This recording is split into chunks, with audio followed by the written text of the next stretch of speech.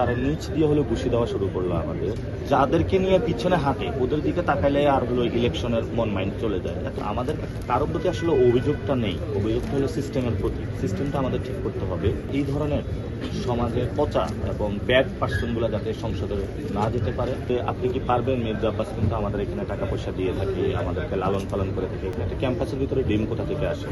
Campus তো আর hotel না যে হোটেলে না অনেক ডিম স্টোর করা থেকে আপনি ডিম করলেন। নির্বাচনী পরিবেশ আমরা চিন্তা করেছিলাম যে আমাদের তিনটা এজেন্ডা ছিল: বিচার, সংস্কার, নির্বাচন। বিচার রায় ফাঁসি হয়েছে, সংস্কার আমরা একটা পর্যায়ে এসেছি। মনে করেছিলাম ইলেকশনটা অনেক সুন্দর একটা উৎসব মুখর হবে, যেহেতু 15 বছর আমরা বাংলাদেশে কোনো ইলেকশন ওই ধরনের দেখতে পাইনি। যারা শহীদ হয়েছিল তাদের আকাঙ্ক্ষাটা ছিল একটি গণতান্ত্রিক বাংলাদেশ। যখনই আমরা ইলেকশনের ফেজটাতে আসলাম তখন প্রথম ধাক্কাটা খেলাম নির্বাচন কমিশন যখন ঋণ খেলাপি এবং দ্বৈত নাগরিকদেরকে তারা অ্যাপ্রুভাল দিয়ে দিল, এবং ইসি সচিব সানাউল্লাহ যিনি আছেন উনি বলল খুব মনে দুঃখ নিয়ে এটা অনুমোদন দিয়েছে। অর্থাৎ আপনি ইলেকশন কমিশন প্রথমেই 50 জনের নামে গোল দিয়ে দিয়েছে, জনগণকে রায় দিতে দিল না। আর আমরা চিন্তা করেছিলাম আমরা এই অবস্থাতে করবো, এটা চিন্তা করি না, কারণ বাংলাদেশের যে ইলেকশনের যে কালচার এটা খুবই ডিফিকাল্ট এবং ব্যাড কালচার। অর্থাৎ আপনি অনেকগুলো মানুষের টাকা হাতিয়ে নিয়েছেন, ব্যাংক থেকে ঋণ খেলাপি হয়েছেন, ওই টাকাগুলো ইলেকশনে গিয়ে ব্যানার, পোস্টার, ভোট কেনার জন্য ব্যয় করতেছেন। এটা একটা অসম প্রতিযোগিতা। আমরা যে পরিস্থিতির মধ্যে দিয়ে যাচ্ছি, আমাদের মহিলাদেরকে মাথার মধ্যে বরফ নিক্ষেপ করতেছে, পেটে লাথি দিচ্ছে, মাথার মধ্যে দা দিয়ে কোপ দিচ্ছে। মহিলারা যখন প্রচারণা যাচ্ছে তারা শঙ্কিত হচ্ছে। তো আমরা এমন বাংলাদেশ আসলে আশা করি না। আমরা যে বড় দলটি থেকে একটা রেসপন্সিবিলিটির জায়গা নেওয়ার জন্য, অথবা যে তারা ঠিক আছে অনেকদিন গণতান্ত্রিক খালেদা জিয়া ছিল, গণতান্ত্রিক একটা চর্চা করবে, এই দলটা এমন বাস্তবে যখন ফিল্ডে নামলাম তখন ডিফারেন্ট সিনারিওটা পেলাম। আমাদের কারোর প্রতি আসলে অভিযোগটা নেই, অভিযোগটা হলো সিস্টেমের প্রতি। সিস্টেমটা আমাদের ঠিক করতে হবে। অর্থাৎ সন্ত্রাস, চাঁদাবাজি, দুর্নীতি যারা সমাজে আছে তারা যাতে সংসদে না যেতে পারে, এই ধরনের একটা সিস্টেম আমাদের করতে হবে। ইনশাল্লাহ আমরা যখন সংসদে যাব এই ধরনের আইন তৈরি করব। যারা দুর্নীতি করেছে তাদেরকে শাস্তির আওতায় নিয়ে আসবো, সন্ত্রাস, চাঁদাবাজি করেছে শাস্তির আওতায় নিয়ে আসবো, এবং এমন একটা আইন তৈরি করা যাতে এই ধরনের সমাজের পচা এবং ব্যাড পার্সনগুলো যাতে সংসদে না যেতে পারে, যাতে জনগণের হয়ে সংসদে যেতে পারে, এটা আমরা ইন্ট্রোডিউস করব। পুরো বাংলাদেশের মানুষ লাইমলাইটে অনেকে আমাকে চিনে। লাইমলাইটে আসার জন্য তো এই ধরনের হামলার সম্মুখীন হতে হয় না। প্রথমত হলো আমি খুবই সরল মনে গিয়েছিলাম একটা পিঠা উৎসবে। তো পিঠা উৎসবে যাব, পিঠা একটু খাবো এবং যারা আসছে অভিভাবকদের সাথে একটু কথা হবে। যে সিনারিটা প্রথমে যাওয়ার পরে অনেক স্টুডেন্ট আমাকে ফুল দিয়ে বরণে প্রস্তুত করার পরে যখন গেটে ঢুকলাম, সাবেক ছাত্র দলের 4-5 জন যিনি সভাপতি ছিল, বিভিন্ন পোস্টে ছিল, তারা আসলো, বললো যে আপনি কি পারবেন? মির্জা আব্বাস কিন্তু আমাদের এখানে টাকা পয়সা দিয়ে থাকে, আমাদেরকে লালন পালন করে থাকে, এগুলো কিন্তু ভিডিও আছে অনলাইনে। আমি বলছিলাম আমি তো দুর্নীতি, চাঁদাবাজি করি না, আমি কোথা থেকে টাকা দিব?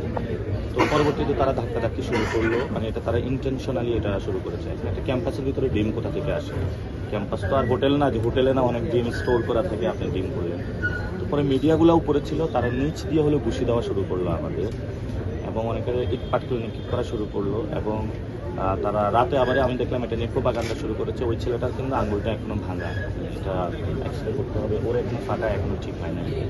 এবং আমাকে নিচ দিয়ে অনেক ঘুষি দিয়েছে। আমি তো সবার সামনে ওই সময় বলতে পারি নাই, কারণ এটা মিডিয়ার উপর দিকে তাক করা থেকে নিচে তো দেখা যায় না। পরবর্তীতে পুলিশ প্রশাসন এসেছে যে আপনারা চলে যান। তার পরবর্তীতে আমরা চলে এসেছি এবং বলেছি যে আমরা নতুন বাংলাদেশ চাই, নতুন একটি সংস্কৃতি চাই। কারণ আমরা এটা শুনতে পাচ্ছি যে এখানে ভোট কেনার একটা চলছে, ভোট কেন্দ্র দখল, রিগিং, এবং বিভিন্ন জায়গায় সরকারের যে অফিসগুলো আছে সেগুলোতে ডিরেক্টলি গিয়ে ইনভলভ হয়ে তাদেরকে ভয়ভীতি দেখানো হচ্ছে। এটা কিন্তু নির্বাচন আচরণ বিধি বহির্ভূত কাজ। যখন সরকারি কর্মচারী যারা আছে তাদের নিয়ে হলো মিটিং মিছিল করা, এবং এটা হলো BTCL যেটা সেটাতে হয়েছে, এবং 20টা বিলবোর্ড লাগানোর কথা, সেটার পরিবর্তে হলো প্রায় 200-300 মানে এটার কোনো হিসাব নাই, এত বিলবোর্ড পোস্টার ব্যানার লাগানো হয়েছে, এবং রাতে আমার পোস্টারগুলো ছেড়ে নেওয়া হচ্ছে। তো যখন ভালো মানুষের সাথে, যদি একটা আলেম মানুষ বা স্কুলের ভালো মানুষ, তার সাথে আমার কম্পিটিশন হতো, এই ধরনের সংখ্যা ছিল না। কিন্তু যখন আপনারা জানেন যে যখন মন্ত্রিত্ব থাকাকালীন বড় ধরনের দুর্নীতি করেছে, এবং দুর্নীতিটা কিন্তু 5 তারিখের পরে মামলাটা উঠেছে, এটার বিচার হয়নি বাংলাদেশে।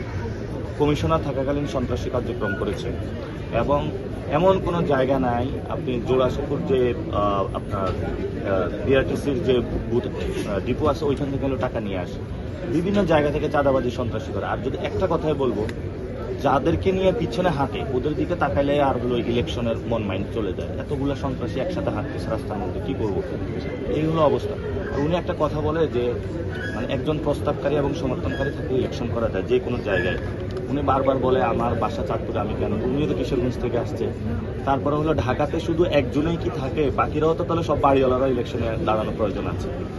এইগুলো হলো উদ্ভট চিন্তা, উদ্ভট মানে আমরা এগুলা ফেস করতে যাই নিজেদের এম্বারাস ফিল করতেছি। কারণ এইসব চিন্তা ভাবনা আমরা হলো আগে দেখেছিলাম শেখ হাসিনার আমলে, আগের বিএনপিতে। এখনো তারা সেই মানে মধ্যযুগীয় বর্বরতীয় কাদায় তাদের ইলেকশন ক্যাম্পেইন চালাচ্ছে, সেই সিস্টেম একই চালাচ্ছে।